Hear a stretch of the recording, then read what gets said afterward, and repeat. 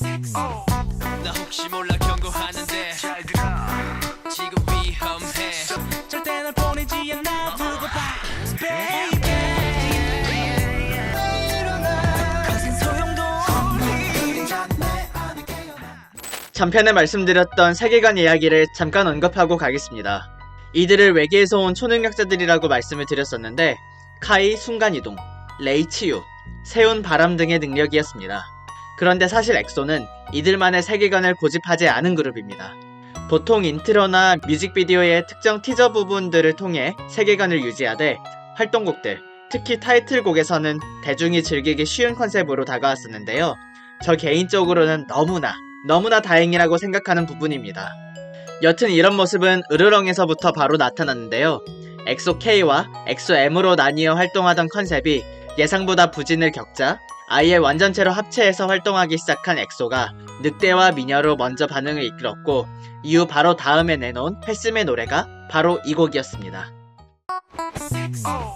나 혹시 몰라 경고하는데 잘 들어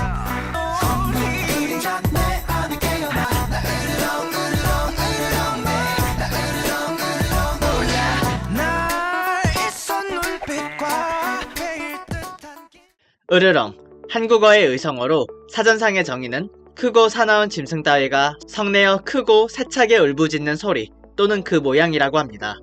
그래서 이게 좋아하는 여자를 다른 남자에게 빼앗기지 않으려는 남자의 마음을 여기에 비유한 건데 어린 소년의 다듬어지지 않은 어떤 날 것의 그대로의 감정을 으르렁 이 세 글자로 정리했던 게 이거 아이디어 낸 사람 크게 보상받았겠죠? 거기다 이제 아이돌 음악이라고 하면 듣는 맛뿐만 아니라 보는 맛도 상당히 중요한데 이 곡의 뮤직비디오는 정말 혁명이었죠. 뮤비 어딜 봐도 초능력이나 나무는 보이질 않고 대신 훌륭한 카메라워크와 미친 퍼포먼스. 원래 처음부터 원테이크로 찍으려던 것은 아니고 안무 연습과 구성 도중에 카메라로 한번 찍어본 것이 정식 아이디어로 채택되어 원테이크 뮤비로 가게 되었다고 하는데요. 원테이크의 정석으로 손꼽히는 수려한 뮤직비디오와 멋진 안무가 이 명곡을 멋지게 완성시켰다고 생각이 되네요. 그리고 가장 중요한 음악. 이 노래는 단순한 한 아이돌의 히트곡을 넘어 K-팝의 애국가라고 해도 지나치지 않겠습니다. 그렇게 엑소의 1집은 국내외 모두에서 성공을 거두었고 이때 앨범 판매량 100만 장을 넘겨 2010년대 1000밀리언셀러 앨범의 주인공이 됩니다. 인기 아이돌 그룹이죠. 엑소의 1집 앨범이 100만 장 이상 판매되면서 밀리언셀러에 등극했습니다. 강렬한 사운드와 퍼포먼스로 남성성을 강조한 엑소의 1집 앨범. 지난 2001년 김건모 7집과 G.O.D 4집 이후 12년 만입니다. 100만 장을 돌파하리라고 정말 상상도 못했는데요. 정말 깜짝 놀랐고 12년 만에 이렇게 밀리언셀러로 들었는데 정말 영광이고 여러분들의 사랑에 정말 감사하게 생각하고 있습니다. 2001년에 G.O.D 4집에 이어 무려 12년 만에 음반 100만 장 판매의 주인공이 된 엑소. 앞서 2000년대 중반부터 시작된 한국의 침체된 음반 시장을 다시 활성화시켰다는 점에서 분명한 게임 체인저였음은 틀림이 없습니다. 대신 이게 단일 앨범만으로 기록한 것이 아니라 본판과 리패키지 버전 앨범을 합산해서 100만 장이긴 한데 그럼에도 불구하고 이때 엑소의 위용은 충분히 리스펙 받아야겠습니다. 그럼 이에 대한 보상은 멜론 뮤직 어워드 올해의 베스트송, 엠넷 아시안 뮤직 어워드 올해의 앨범, 골든디스크 음반 대상 등 그 해에 받을 수 있는 큰 상은 전부 가졌다고 보시면 되겠습니다. 하나 둘 셋 하면 제 앞에 있는 걸 읽어주시면 됩니다. 하나 둘 셋. 엑소! 엑소의 으르렁! 엑소 축하드립니다! 네, 엑소 이때 대단했어요. 여기서 제 개인의 양심 고백을 하자면 제 취향은 솔직히 SM 쪽을 크게 선호하진 않거든요. 그런데 개인의 선호는 제쳐두고 인정할 건 인정해야죠. 개인적으로 10년 단위로 K-팝 남자 아이돌 대표곡을 꼽으라면 2000년대에는 동방신기의 주문이 있었고 2010년대엔 엑소의 으르렁이 딱 떠오르는 것 같아요. 둘 다 공교롭게도 SM이네요. 그 정도로 모든 대중들에게 인정을 받고 또 많은 엑소엘들의 가슴을 뛰게 한 그런 명곡이었습니다. 거기다 뒤에서 같이 이야기할 겨울 스페셜 앨범까지 같은 해 12월에 발표하며 엑소는 최고의 2013년을 보냈고 단순히 신인상을 받던 그룹에서 모든 지표를 박살내고 단숨에 대상을 차지하는 K-팝 최고의 남자 아이돌 그룹이 되었습니다. 그리고 다가온 2014년 제가 다 말하진 않았지만 중국 연말 시상식에서도 상을 받았었고 미국 빌보드 선정 2014년 주목할 아티스트 14인에도 아시아에서 유일하게 선정되는 등 한국뿐만 아니라 글로벌적으로도 주목을 받는 스타가 되었는데요. 2014년 5월 미니 앨범 2집 중독을 발표하며 빠르게 컴백을 합니다.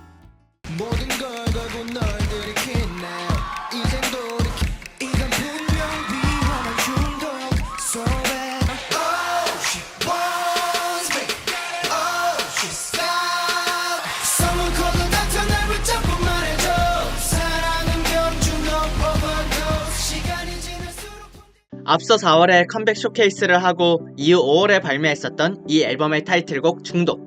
힙합과 R&B를 기반으로 한 얼번 느낌의 댄스곡이라고 설명하는데 설명은 제쳐두고 안무도 노래도 참 잘 뽑힌 것 같아요.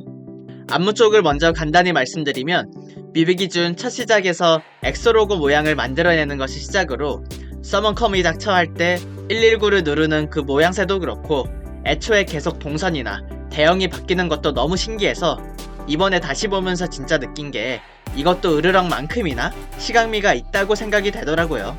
곡 퀄리티야 말해 뭐합니까. 중독도 엑소를 대표하는 곡 중 하나이죠. 작곡을 보면 The Underdogs라고 되어 있는데 잘 몰라서 찾아보니까 비욘세의 리슨이나 켈리 클락슨의 데뷔 1집 앨범 등에 참여도 했었던 그런 프로듀서였더라고요. 그러고서 나중엔 SM과 어떤 연결점이 있었던 건지 동방신기, 태연, 보아, 소녀시대 등 SM 가수들이랑 작업을 엄청 많이 했더라고요. 그런데 리스트 쭉 보았을 때에 그 가운데서 이 중독 노래가 제 기준에선 제일이긴 했습니다. 아 그리고 여기에 더해서 유영진과 더불어서 SM 그 자체라고 할 수 있는 켄지가 이 곡을 같이 작업을 했는데 아주 성공적인 시너지였던 것 같아요. 그래서 노래도 너무 좋고 비주얼도 너무 훌륭하게 나와서 이제 하늘 뚫고 우주로 날아갈 일만 남았다고 생각을 했는데 안타깝게도 여기서부터 엑소의 비극이 시작됩니다. 먼저 엑소 전 멤버 크리스. 엑소가 중독으로 컴백을 하고 얼마 지나지 않았고 특히나 첫 단독 콘서트를 불과 일주일 앞둔 시점이었던 2014년 5월 15일 SM 엔터테인먼트를 상대로 전속계약 무효 소송을 제기하며 갑작스럽게 탈퇴를 하게 됩니다. 이유는 건강 문제, 스케줄 부담, 불공정한 계약 등이었습니다. 세훈이 인스타그램에 물음표 이미지만 달랑 업로드한 것을 보면 같은 멤버들조차 예상하지 못했던 일인 것 같은데 크리스 본인이 엑소M의 리더였고 당시 기준 인기 멤버 중 한 명이었어서 엑소에게 타격은 적지 않았죠. 그리고 또 불과 몇 달 뒤 이번에는 엑소의 전 멤버 루안이 뉴스에 나옵니다.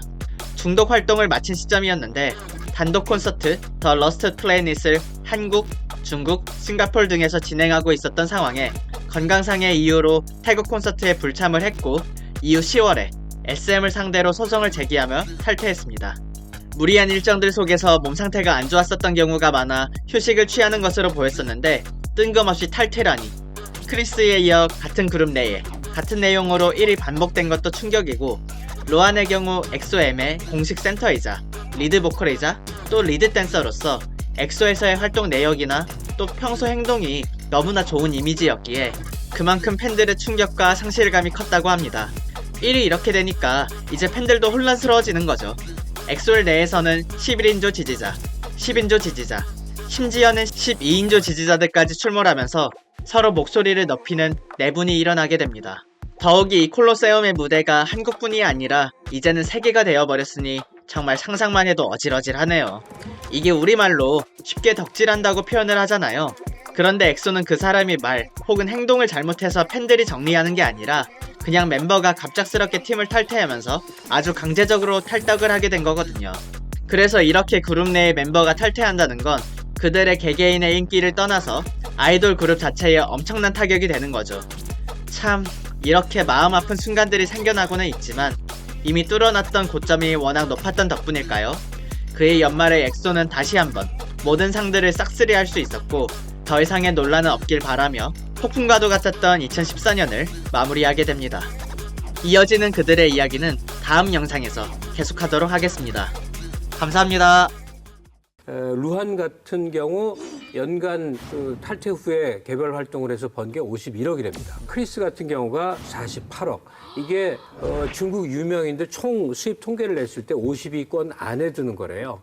이런 일은 앞으로도 계속 발생할 수밖에 없는 환경이 된 거죠.